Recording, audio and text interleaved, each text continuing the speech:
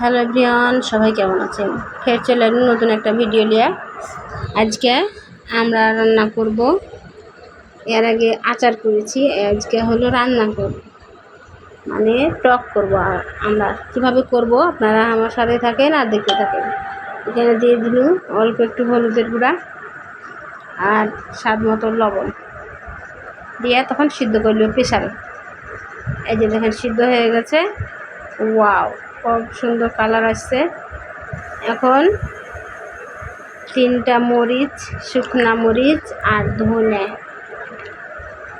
ভেজে নিয়েছি। আর এখানে আছে হচ্ছে সরিষা আর 5 ফোড়ন আমি আগেই বাটে নিয়েছি।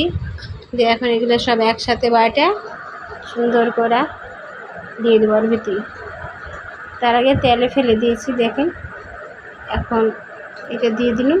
একটু পর হচ্ছে এই যে এখন এখানে দিয়ে দিলাম 5 ফোড়ন, তারপরে দিব চিনি। তো এটা একটু ভালো করে লাড়ে দিব।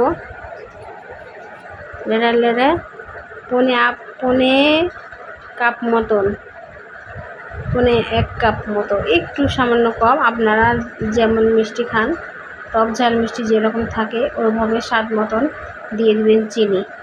আমি আমার স্বাদ মতন দিয়েছি, আপনারা আপনাদের স্বাদ মতন দেবেন।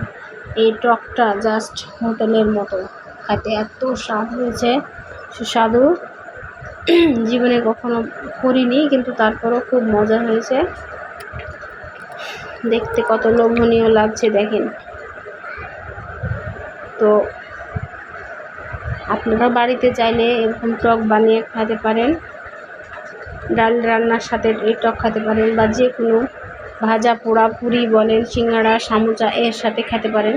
সবাই ভালো থাকবেন। আল্লাহ হাফেজ।